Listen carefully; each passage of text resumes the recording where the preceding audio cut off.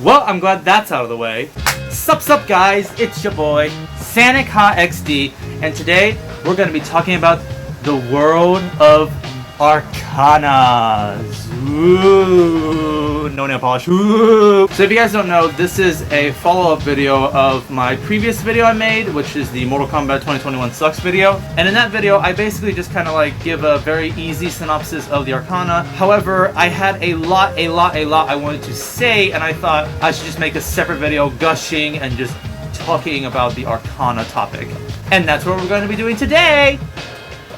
Yay! I'm hoping this video will only be like 10 minutes, or at least maximum like 20 minutes. So let me start off with the basics. We want to kind of get into the mindset of what the writers were thinking when they were coming up with the wonderful world of Arcana. So when talking about Arcana, you can either give the most basic or the most simplistic answer ever, or you can really try to speculate what the heck they're thinking. Because the movie doesn't really tell you. You either have to look up interviews or you have to think yourself as to what they're trying to imply. So let me start off with what the movie does give. So the basics of the Arcana is that it's a dragon marking gifted by dragons or something. Anyways, the point is they give you the powers and you have to find it within yourself to unlock them.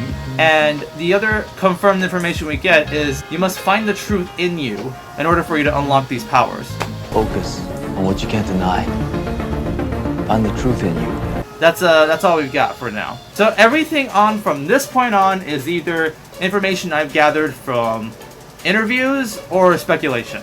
So first off is the line that Liu Kang says, which is that they will awaken their Arcana by like fighting. They will find their Arcana in the fight pit. Kung Lao and I have discovered our Arcana. In the fight pit, we will discover yours. So that implies as long as you fight, you unlock your Arcana. Well, sadly though, Kano contradicts this because there was no fighting when Kano activated his Arcana. He just got angry. And then there was an interview where Lewis Tan and McCad, the actor who plays Jax, and they have a way of describing the Arcana too. So there's something that's really traumatic that stops the pattern of the character, and then all of a sudden they respond in a way that's heroic. Saving somebody activates your Arcana in a way. Which again, Kano contradicts this because he don't save anybody. He wanted to kill somebody, that's why he activated his Arcana. And then there is the one where Lewis Tan says, which is when you're in a lot of pressure, you activate it. With pressure, you can either be crushed, or you can create diamonds out of the pressure. Which I guess would make sense. The only one who I slightly contradict this with is like Sonya, because you can't tell me Sonya was in a lot of pressure when she fired those ring shots. It didn't really feel that way. So my way of looking at it is, I don't necessarily think that the Arcana, or at least the way you activate it, is all the same. I feel like there's definitely some overlapping, but it should be different for every character. So it's not really a good idea to like say, oh, you unlock the Arcana by saving somebody, because while it happens 3 times, it is contradicted by Kano, and even Liu Kang, he doesn't save anybody when he unlocks his Arcana too. So I think it's smart to look at this from like a one-by-one case here. So now I want to bring in a very special guest to help us understand the world of Arcana just a little bit more. Everyone's favorite, Greg Russo, the writer of this movie. Woo! And by that I mean I'm going to be reading his tweets. So believe it or not, Greg actually did give more insights to the topic of Arcana, and I actually really appreciate it because these are things that you normally would not know unless if somebody behind the scenes told you. Like, because the movie does not give a shit about this topic. So we have to look up the writers and ask them directly. And one very important thing that he did confirm is that Outworld characters do not have Arcana. They just are born with abilities, which in my opinion saves a lot of trouble for this film. I mean, granted, just having abilities and not having Arcana would be a lot more simplistic. I'm just saying. In my opinion, if the Outworld characters did have Arcana, that would lead to many more questions. I talked about this on our podcast 3 months ago. We started making up like, oh, so what's like Goro's Arcana? What's like Reptile's Arcana? Stuff like that. And it just got really like messy. So I'm really glad that they confirmed this, that it's just they don't have Arcana. And Greg did specify some more information about Sub-Zero, because Sub-Zero is human. However, he does not have an Arcana, and then he says, look up MK lore. Oh! So now we can look up MK lore. Now we can actually look at the games instead of all this made-up stuff that the games never established. Now we can look it up. Okay, thank you. That's very nice of you. With that being said, though, if you look up the MK lore, it does kind of make sense. I'll give you the TLDR. Basically, what Greg is implying is, while Sub-Zero is human, his ice abilities do come from Outworld because his great-great-great-great-great-great-grandparents, somebody was married to someone from Outworld, and that ice ability was passed down through the family. So that came from Outworld, and that did not come from the Arcana. It doesn't explain why he can live for 400 years. I'm sorry, 4,000 years. But that's not important. The important thing is Sub-Zero does not have an Arcana. Now, with all this being said, the reason why I think it complicates things if the Outworld characters have Arcana is this next point that Greg also implies, and that is the two ways how characters can get Arcanas. Number one is that they're born with it, and it's passed down through their family, like Ko Young, for example. Greg specifies saying that, like, if, say, like, the parent dies, then whoever is next in line will inhabit the dragon marking. So if Ko Young dies, if Ko Young dies, then Emily would get the Arcana. However, if Emily dies, then that Arcana is lost forever. Unless if, like, a human killed Emily, because at least at the second point, you can get someone's dragon marking by killing them. These are the two ways of how characters get Arcanas. And I'm gonna go back to the last point, which was Outworld characters not having Arcana, because I think the writers cleverly dodged an issue here, and that is the fact that, well, what if a character with a dragon marking killed another character with the dragon marking? Does the character who already has the dragon marking take their dragon marking too? Well, we don't actually have a good concrete answer because this never happens in the film. Every fight is either between an Outworld character and a character with a dragon marking, or a character without a dragon marking fighting with a character with a dragon marking. So we don't know if dragon markings can stack or if they just overlap. We don't know this. Closest we could get to an issue here is with the character Cabal, because honestly I don't know if Cabal in this movie is a human or someone from Outworld. It's heavily implied that he is human, but if that's the case, then are you going to tell me that super speed is not an Arcana and that's like some augmentations or something like that? Again, we don't know. He freaking has a Shao Kahn statue in his lair, for crying out loud. So heck, if he were Outworld, I wouldn't even be shocked. But with the Striker Easter eggs and stuff like that, I think he's human. And I'm assuming they're explaining it the way how they say like Sub-Zero or stuff like that. I don't know. He's the exception. What's the saying? Gearus, what's the saying? The exception that proves the rule. Thank you. And the last thing that I found out from Greg's tweet was that some Arcanas will manifest based off of your damage that you've taken and turn it into like an augmentation. So that's why Kano was like eye when he got scratched by a reptile. That's why the eye got the powers, or how Jax's arms were the powers, because, you know, they're ripped off and stuff like that. So like, there's some thought, and I think having this information is cool, and I get to, you know, tell you guys. But now I'm gonna say the thing that I'm 99% sure as to why they added this thing called Arcana into the movie. And that is the fact that the Arcana represents a character's arc. And when the moment that this character gets their Arcana is when this character's arc has concluded. They have surpassed their struggles and stuff like that. At least that's what I think. You know, the whole implying that you gotta find it deep down in you and stuff like that. If that's not the point of the Arcana, then what is? If I were a writer, I would say, yeah, the Arcana is, you know, this character's like journey and what they're trying to learn. And when they achieve their Arcana, then they have grown as a character, or something like that. I would assume that is what they're implying. And with this in mind, I think this is where the movie really starts to get messy with its character arcs. Especially when you look at a character's arc and how they activate the Arcana, it kind of starts to get muddy. You'll see what I mean when I start to discuss about this. So I'm going to go through 4 characters, their arcs, and their conclusion, which is when they activate their Arcana. I will not be talking about Liu Kang or Kung Lao, because we really don't have enough information on Liu Kang, and we have absolutely no information on Kung Lao. So I feel like I can just skip these 2. But I will slightly mention Liu Kang because we do have a little bit of information. Oh my gosh, I just realized I didn't turn my AC off. I'm sorry for the noise, but guys, this cosplay is like super hot. Please understand. I usually do turn it off, but whatever, it's been on the whole time. Screw it. So the first character we're going to be mentioning is Jax. In my opinion, this character's arc starts when his arms get ripped off. Before then, he's kind of a different character. He's much more of a, he's much more of a character. Yeah, there we go. My head broke there. So let's see what we can get from his arc, or what he wants to overcome. So he believes that he is too weak. He lost his arms. He's now a liability, and most importantly, self-doubt. I think a good scene to portray this is when Jax was training and what Sonya says to Jax. Either you keep going and you prove to yourself that you can do this, or you regret it for the rest of your life.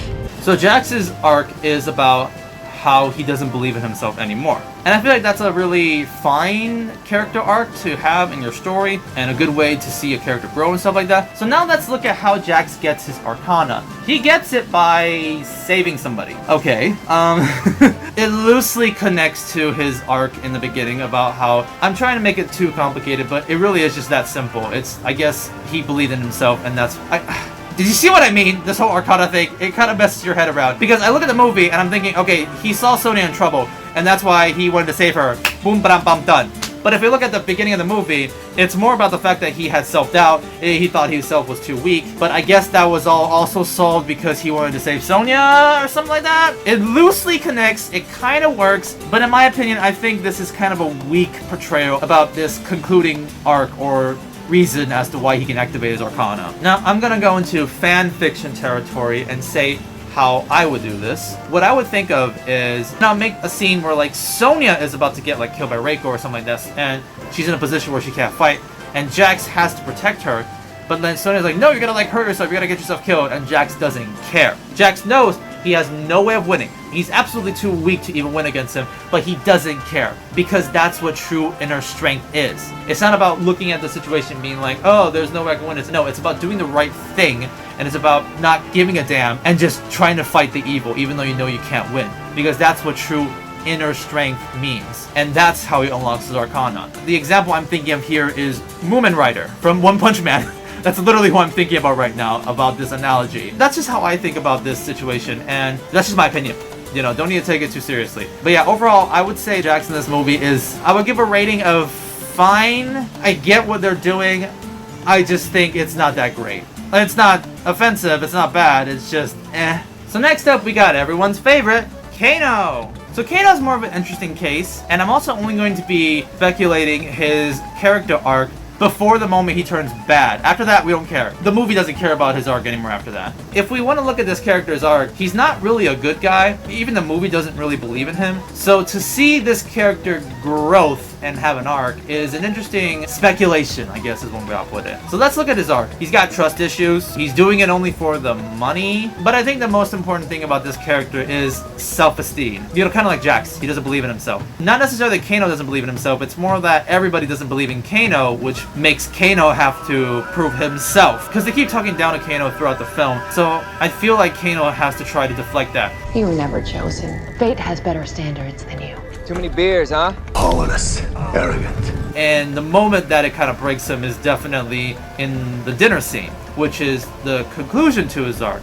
Now let's talk about the moment he activates his Arcana. How does he activate his Arcana? One way of looking at it is he got very angry, and another way of looking at it is he really wanted that aggro. But I feel like the way how I looked at it was that he wanted to prove himself. He wanted to show the people that he was a badass. His self-ego was starting to get hurt. So he was like, no, I am the best. So he wanted to prove that to the people there. And that's how he unlocked his Arcana. I guess the best way to put it is he believed in himself, and that's why he activated his Arcana. I think, you know, personally speaking, I think it's kind of fun to think about what they were thinking for Kano, because he is a bad guy, but he is a good guy in the beginning of the movie. So they have to give him something of an arc because he's also with the good guys and stuff like that. And to think about what this character growth could be in the movie is fun, because the writers didn't give a shit about this character's growth because he's gonna turn into a bad guy anyways. So that's kind of also weirdly enough what makes it good for him. I don't know where I'm going with this. My grade for him is fun and interesting because I actually think his growth is much more interesting and fun compared to the other characters in this movie, which I said in my review before, like, I felt like he was the only character who had interesting growth. That's why I felt bad when he turned bad. I mean, maybe I'm having a bias because I like Kano, but also this character doesn't have the cliche shit that every other action movie character has. Oh, I'm doing it for family. Oh, I'm doing it because this is the right thing to do, blah, blah, blah, and stuff like that. So it's kind of interesting to look at it, in my opinion at least. Okay, so far so good. These characters aren't like too outlandish and out there, but so far so good. Well, wait till you hear Sonya Blade. So let's look at Sonya's arc. I think one of the aspects she had was that she was on a mission to save the world. You kind of forget that with these complicated arcs, don't you? And also, I don't even think Sonya necessarily was saving the world. It's more like the special forces were on a mission and she's just doing it. But I guess she's the closest we've got to saving the world. At least that's how I felt when watching the movie. Maybe you can say that for Jax. Well, at least when Jax had arms, not armless Jax, really. In my opinion, at least. But I think even a toddler could know what Sonya's real arc was in this movie, and that is to prove herself in a roster of characters with superpowers, to show that even though she doesn't have the Arcana, that she could still fight and help the good guys. 99% sure that was what they were going with in the movie. They constantly downplay Sonya just because she doesn't have powers, and so Sonya has to prove herself. Where's your marking? I don't have one. You don't even have a marking. But the training area is for the chosen ones only. Whoops. Is there some sort of like gender equality subtext? Anyways, point is, I think it's pretty obvious that her arc was that she needs to prove herself, Hua Mulan style, to all these people with superpowers. So then, what is the conclusion to this character arc? The character who wants to prove herself that she can be as badass as characters with Arcana gets the Arcana. Oh, and also she saw Cole in danger, and so she saved him by activating her Arcana. Do you see what I mean now? Do you look at these two things? Do you see how they don't connect anymore? This is one of the reasons I wanted to make this video. When you want to set up something like this, you gotta have a more, I don't know, intelligent way of concluding it, if that makes any sense. It's like saying how everybody is using a gun, but she's not using a gun throughout this tournament, and that's what makes her her, and her arc's conclusion is that she also holds a gun later on too. It's frustrating. It's annoying. The only itty-bitty bit of connection I can think of with her arc and her Arcana activating is maybe by defeating Kano without using her Arcana. She proved herself, and then her reward was getting the dragon marking. You know, that's the most connection I can think of if I wanted to connect her arc with how she activates her Arcana. Here's a funny thing I thought about for Sonya. Maybe her arc was that she never dared to kill anybody. If you look at the beginning of the movie, she never killed anybody, like, at all. As Kano stated, you don't have the mongrels to do it, or something like that. You don't have the mongrel in ya! And her conclusion is that she finally killed somebody. Look how satisfied she looked after she killed Kano. She's like, I did it. I dared to kill somebody, so I get my powers. Feels fucking amazing. And that's why she instantly kills Melina when she sees her, because now she dares to kill. Oh, interestingly enough, there is another insight to her arc. I don't think anybody would really think of, but thanks to the actress who plays Sonya, in an interview, she actually says a very interesting thing about how her character activated her Arcana. Like she speaks about in that exposition scene is that, you know, she's seen this happen before, and it's wiped out her whole team. And so she wants revenge. Oh! Revenge! Ha! I never thought about that. Revenge for what? The squad that got wiped that we didn't get to see? Revenge because of Kano? What, you didn't think you'd actually change me, did you? She finally had the mongrels to kill Kano or something? Or is it revenge because she lost to Melina in the beginning of the movie? What? In conclusion, what the fuck?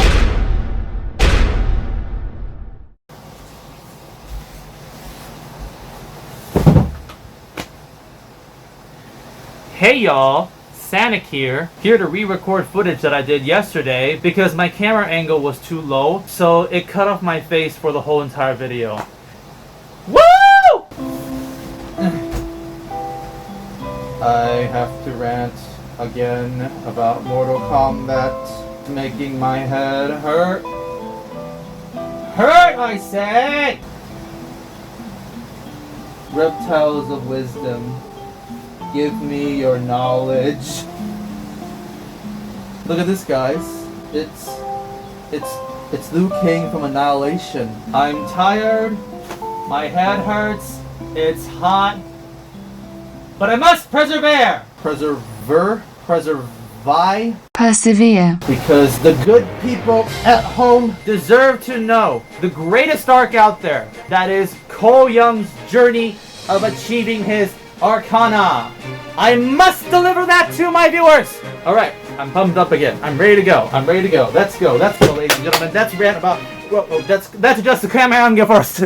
So when talking about Ko Young's arc, I can either describe it as simple as possible, which is he's doing it for his family, or I can try to go deep. I can try to really analyze what the movie throws for us when talking about Ko Young's arc. So that's what I'm gonna do. Now, first up, of course, his arc is that he wants to protect his family. I think the movie makes it very clear about that aspect. However, I'm not gonna lie, when talking about how much Ko loves his family, you really don't see it from their perspective. Like, there's one heart-to-heart moment with Ko and his daughter, some chit-chat with Ko and his wife, and that's about it. Even that part's kind of weak, but the point is, for Ko, he really makes it clear that he's doing it for his family. And then there's the fact that he is a beat-down man that wants to go back to his glory days. But even then, that's actually a very weak implication, in my opinion at least. I mean, you've got scenes where the coach talks down on him. His family also doesn't not really support him. In fact, they were all there preparing for his fight. I guess the only thing I can say is that Allison doesn't look at Cole fight, which is, okay, sure. You sticking around for this one? You know I don't watch him fight anymore. Some newspaper articles that imply this, and I guess the fact that he loses all his fights until he gets his Arcana. Really, the only reason I would even think about putting this on the list is because in interviews, when they mention Ko Young, they will mention this fact about him.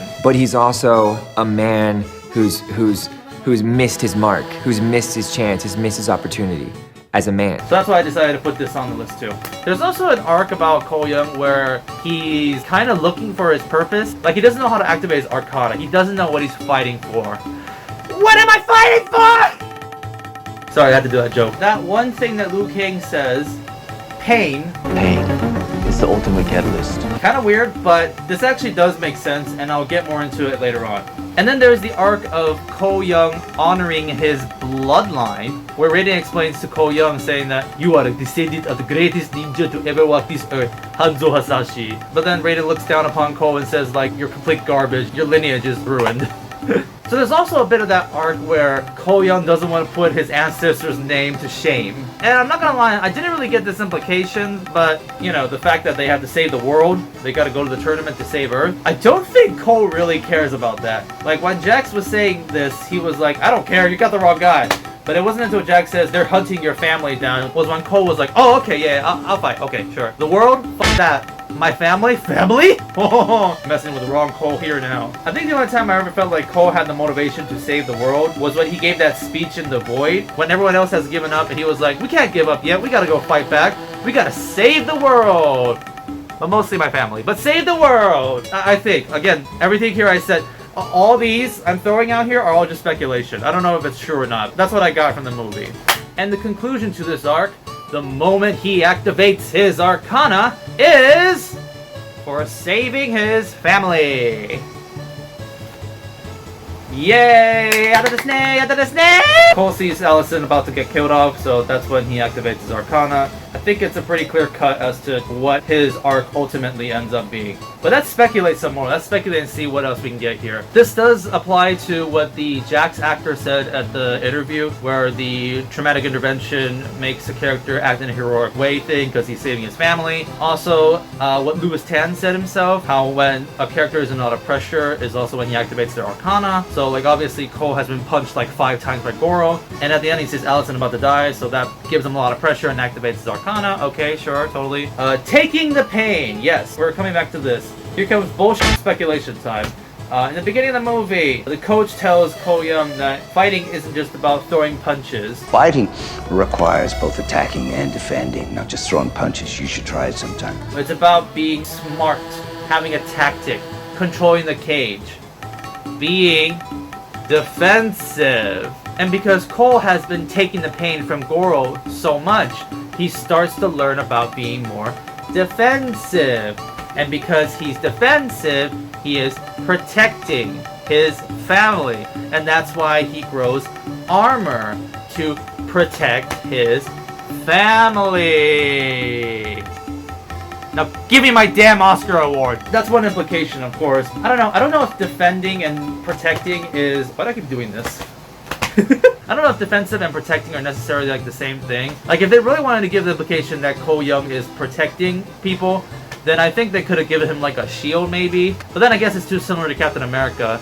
So instead, let's make it too similar to Black Panther! And then there's the fact that he is a beat down man that wants to live back his glory days, which I guess they kind of just forgot. I mean, it's not really in his arc anymore. But also, in one way you can look at it is by saying, because he saved his family, he activated his Arcana. Hence, activating his Arcana made him stronger. And that concluded the arc about him being a loser. Something like that, I don't know. And finally, of course, at the end of the movie, Scorpia says, take care of my bloodline, giving Cole the praise he deserves for taking care of his lineage. And there we go! We connected everything. Wow, what a great character, am I right, guys? You know, ultimately, I can go on and speculate all I want. I could say, like, oh, if you notice the string materials on his armor, it looks like this concept art of this, like, basket. So perhaps deep down, all he really wanted to do was be a professional weaver, and that's why his Arcana manifests into that, and that's how it reflects that aspect. I don't know. We don't know. We don't really know exactly what they were thinking. You know, you know, it's always possible for something else. But ultimately, no matter what I say, no matter what I do, I'm sure everybody who watched this movie thought Cole Young's arc is his family. We see how much he cares for his family. He fights for his family.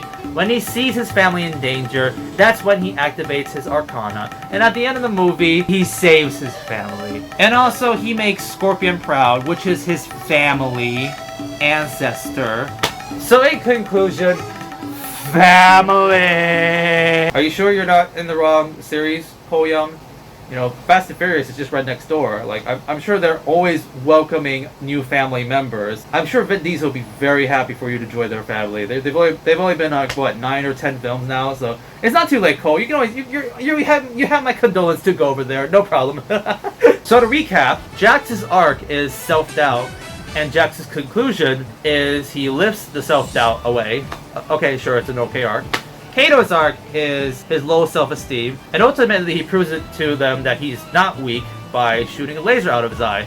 Okay. Sonya's arc is about how she wants to prove to people with powers that she doesn't need the Arcana to be a badass, and the conclusion is she gets the Arcana to become a badass. Or revenge, one of those. And Cole Young is...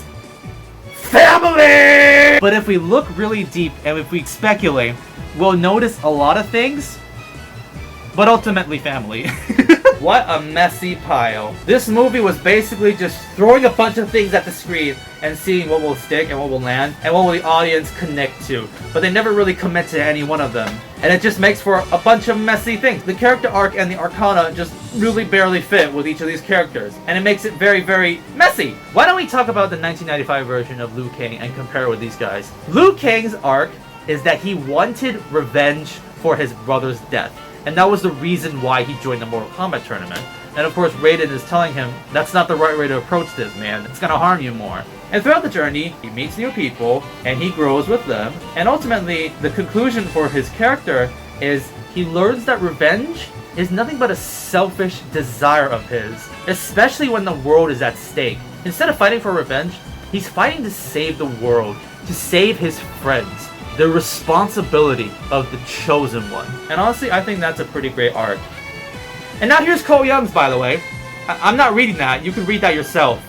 Unless if you're illiterate. In that case, I'm sorry. I'm sure there was a lot more that they wanted to tell us about the world of Arcana. Like, I'm sure if the writers of this film is watching this video, they'll be like, no, you're looking at it wrong. No, how could you look at it this way? Why did they cut the movie and stuff like that? I would love to just, like, chat with people who are in with this topic.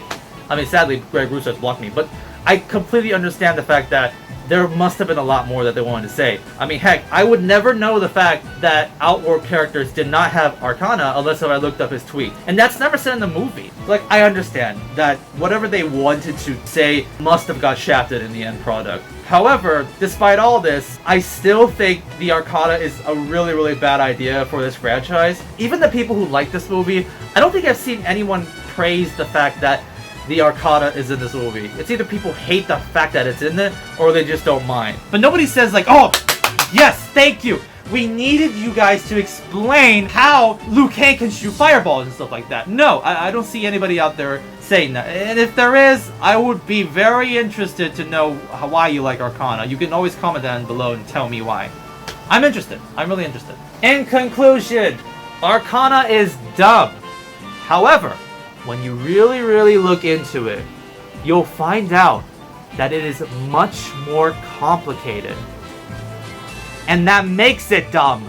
And today I got to learn more about the world of Arcana, or however Anthony Padilla says in his videos, I guess. I just feel like mostly my issues with the Arcana really comes from the comparison with the character's arc and how they achieve their Arcana. Like, that to me is the messiest thing about it, and I really wanted to make a rant about it. And oh yeah, I did it! Woo! Finally! Holy crap. And this is take 2, by the way. Thank you all so much for watching. And I'll see you guys when Battle of the Realm is released, because I want to make a review about that. Bye. I don't know. Huh. Which one do I love more? I'm gonna do a Sub-Zero impression. The blade of Hanzo. The blade of Hanzo.